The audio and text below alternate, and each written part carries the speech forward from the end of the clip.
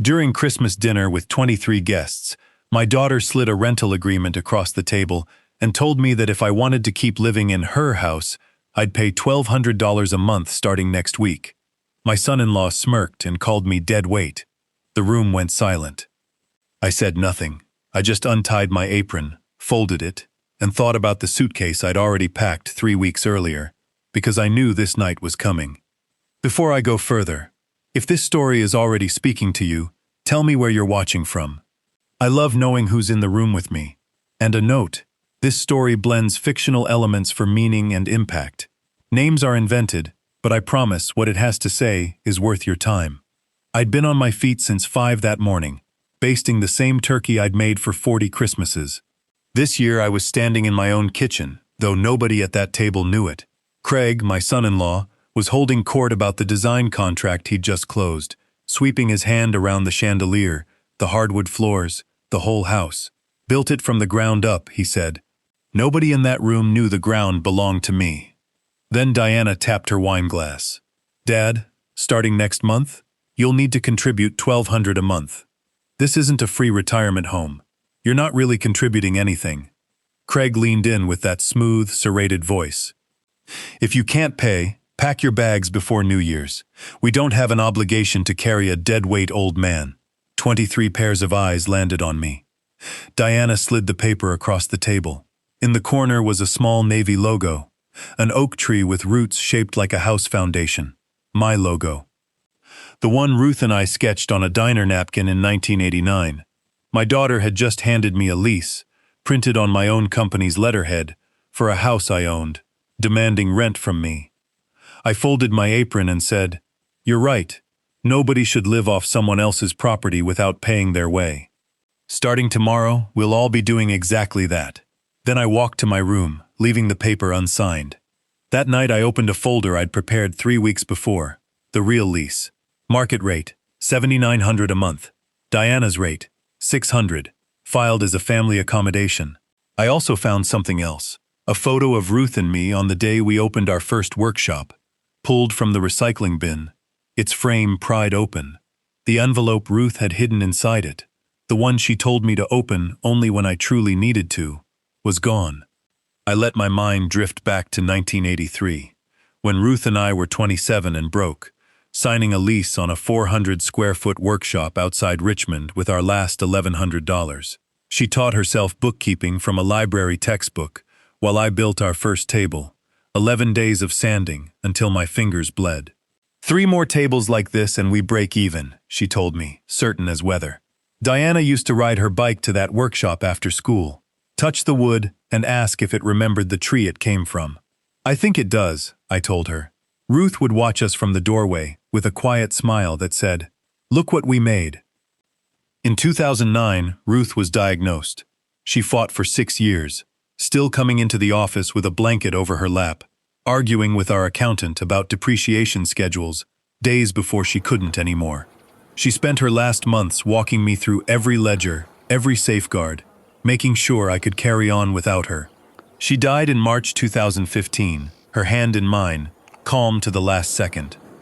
After that, I stepped back from daily operations, let Frank Doyle, my operations manager and closest thing to a brother, run the floor, while I worked quietly from a small office nobody needed to know about. 3 years later, Diana brought Craig to Sunday dinner. He was charming, but over dinner he asked, almost too casually, whether I'd fully retired. Something about how quickly and smoothly he filed that answer away sat wrong with me. I told myself I was being an overprotective father and let it go. I moved in with them in 2021, and slowly, pieces started arriving that I couldn't explain away. An old company binder in the study, moved and replaced 2 inches off. Then Frank calling. A $300,000 business loan application in processing. My forged signature as guarantor. Then Diana, asking oddly rehearsed questions about my memory at breakfast. Then I caught Craig photographing my driver's license from the hallway table. Then Frank again. Inventory going missing from the warehouse in the same 2-day window every few weeks. High-end stock. Easy to move for cash.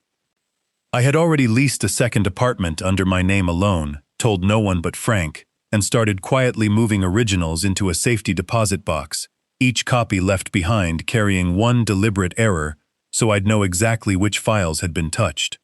Then I packed a suitcase and waited for Christmas. After the dinner, Frank drove me to that apartment. 2 mugs of coffee were already waiting. I told him everything: the rental agreement, the oak tree logo, Craig's dead weight line. He told me Craig had been asking the warehouse about the quarterly audit schedule. He was on a timeline. Frank also told me our new accountant, Sandra Webb, had references that didn't check out. The next morning, we met our attorney, Margaret Cole. She laid out 3 moves. First, cancel the supplemental credit card Diana had been using. My card, my authority, no notice required. Second, revoke Craig's temporary use of the company SUV he drove like he owned it.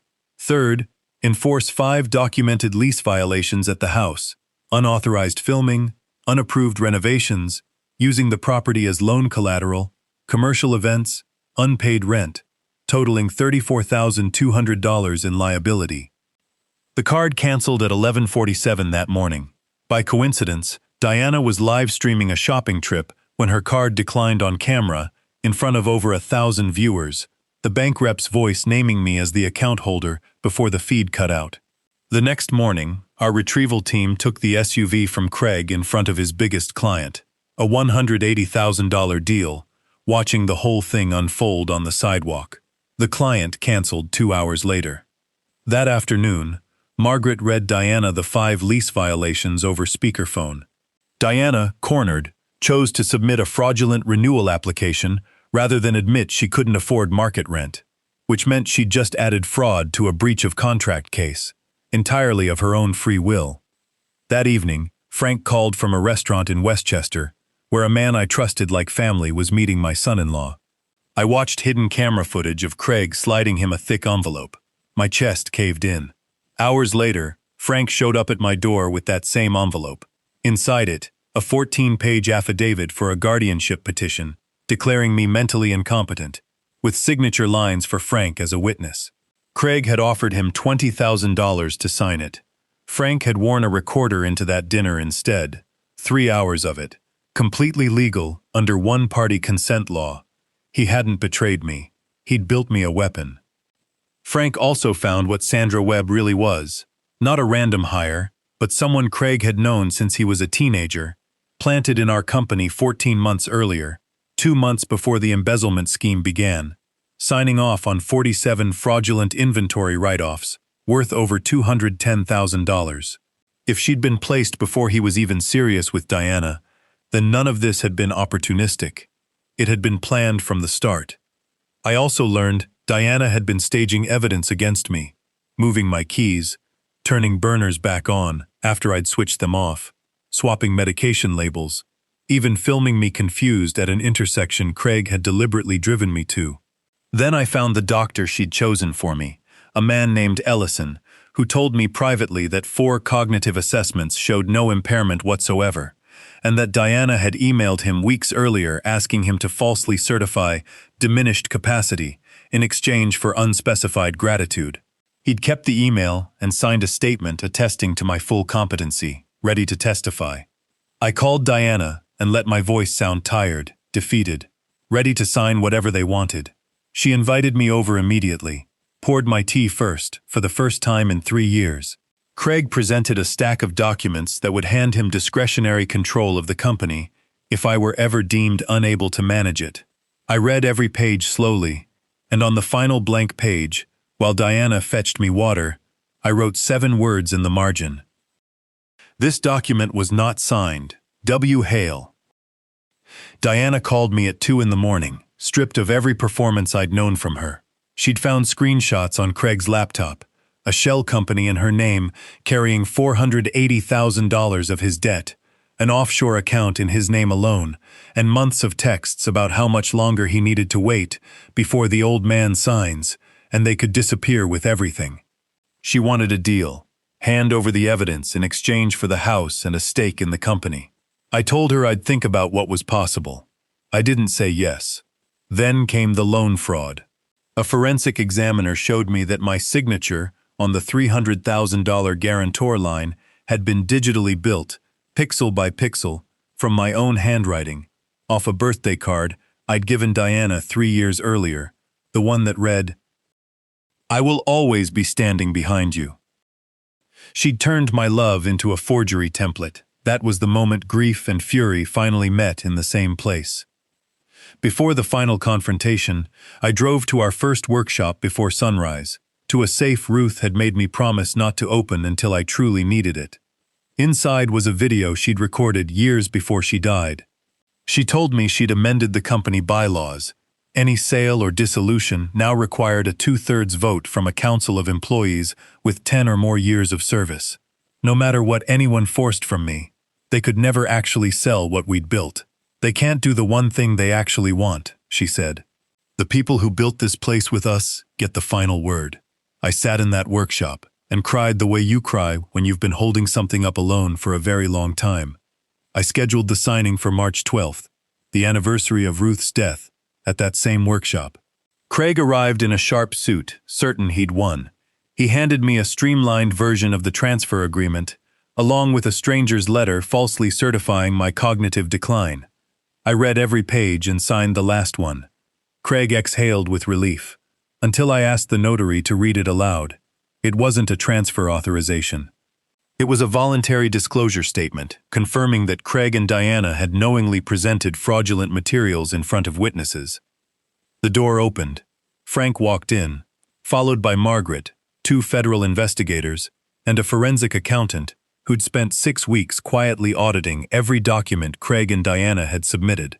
Craig's chair hit the floor as he stood. For the first time in 3 years, he looked at me without a single calculation behind his eyes. Just a man who had lost. By the end of March, Craig was in federal custody facing bank fraud, forgery, and embezzlement charges. Sandra Webb was identified through the old photograph Frank found and went silent behind a lawyer. Diana's signatures on those 47 write-offs made her legally complicit, but she cooperated fully, handing over everything. The screenshots, the texts, months of financial records she'd secretly copied before it all collapsed. She moved into a shared apartment for $650 a month, her first rent ever paid from her own money.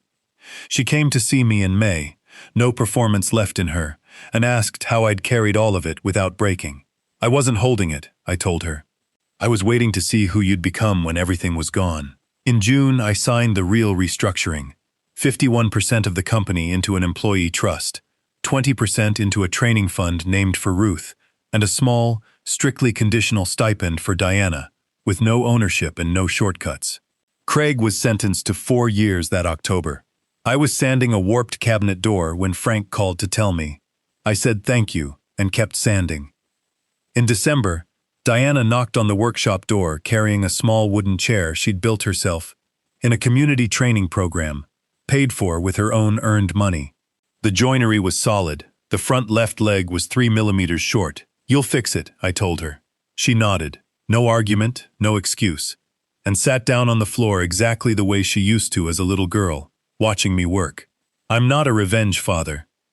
I never wanted to be. What I wanted was a daughter who understood that everything around her carried a cost paid in years, calluses, and quiet mornings. I made mistakes too. I loved too silently, gave without teaching, mistook generosity for wisdom. I'm still paying for that. But if there's one thing I'd tell any parent watching this, don't let your love become a silence your children learn to take for granted. Family justice doesn't start in a courtroom. It starts the moment you decide the truth matters more than someone's comfort. That chair sits in my workshop tonight, uneven leg and all. I don't know yet who Diana will become when she finishes fixing it, but for the first time in a long time, I'm watching with hope instead of dread. A revenge father takes back what's his. Real family justice gives something back too, even when it costs you everything to do it.